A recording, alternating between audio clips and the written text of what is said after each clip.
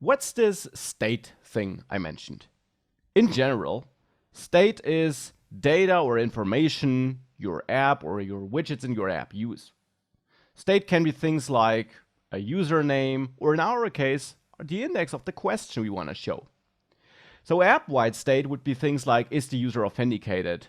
Or if we're building an app that users can use to find new jobs, we could have the overall jobs we loaded from a server. Widget state could be things like the current user input, or are we currently loading data and do we want to show a spinner, or as in our application, the widget state of the app widget we have could be which question is currently selected. And that state can and typically will change in an application. However, as the name suggests, since we're extending a stateless widget here, this widget can't have state.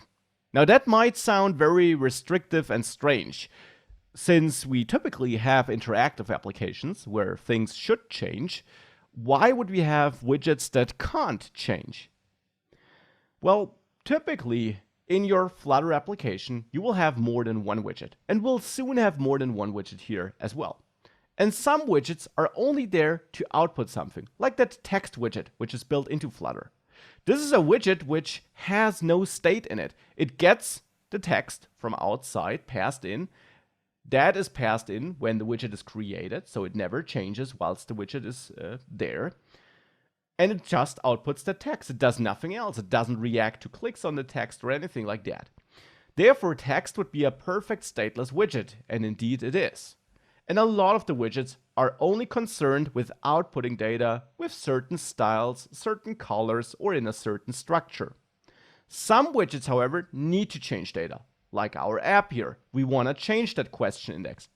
And for this, we can convert that stateless widget into a so-called stateful widget. The difference between stateless and stateful widgets is that in a stateless widget, we have our widget and the build method, which is used to render the UI. Now we can pass in data from outside into the stateless widget through the constructor of that class, so of the widget class. We'll do this later too. And this data can change, and actually Flutter would rebuild that widget when that external data changes. But inside of the widget class, the data will never change. We can only receive new data from outside, and that will basically rebuild the widget. Now, a stateful widget also has a build method that builds a widget and that renders a UI, therefore. But here, we can also get our input data, so data passed in through the constructor of the widget class. But we also can have some internal state, and that's the core thing here. And this widget will get re-rendered, so the user interface will get updated by Flutter whenever either that external, that input data changed, or when our internal state changed. That's the core difference. And here we really just have a My App widget, which doesn't take any input data, so it doesn't even take that. But it certainly can't have internal data, internal state, because it's a stateless widget. Now, how can we turn this into a stateful widget now? For turning this into a stateful widget, you could think that you simply rename this into stateful widget, but now we have an error, because it's not that simple. You also can refactor this in Visual Studio Code and Android Studio if you have the Flutter extension installed, which you should have. Then you can check your key bindings and search for refactor.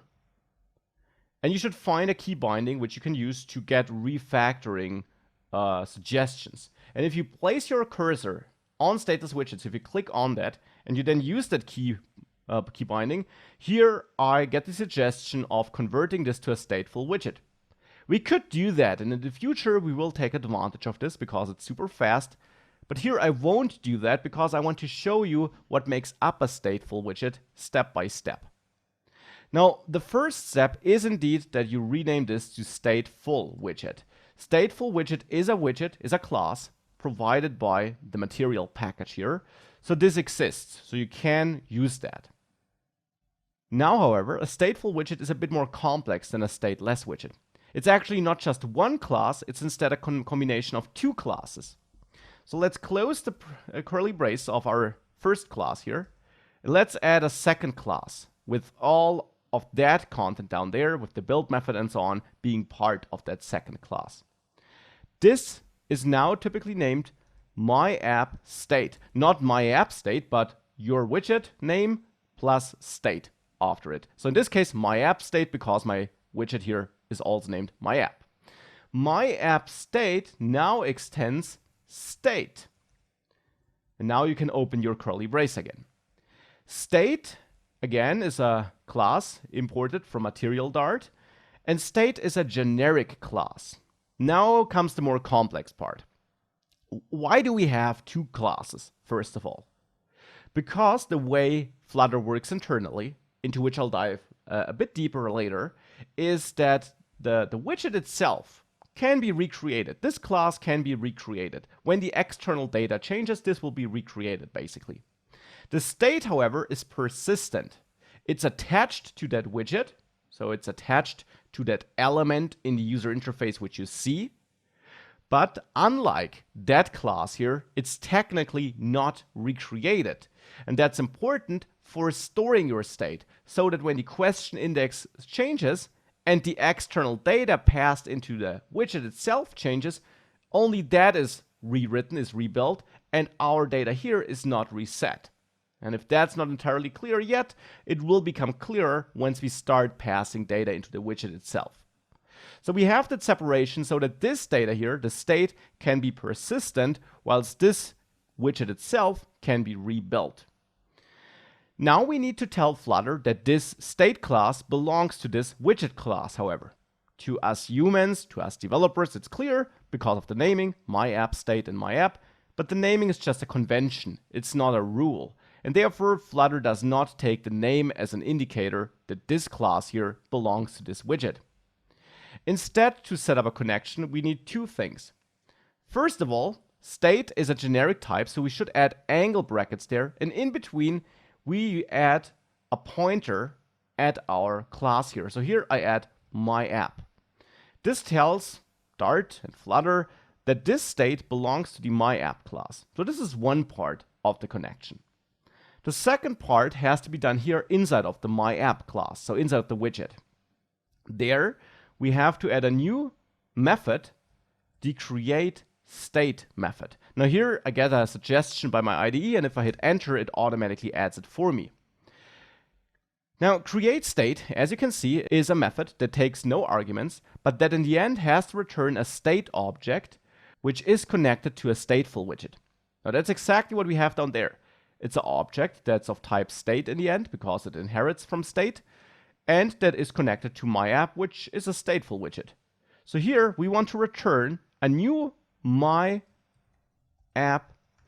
object. Here we create a new object based on that class, which also knows about this class, and therefore we now connected the two pieces, the two classes from both ends.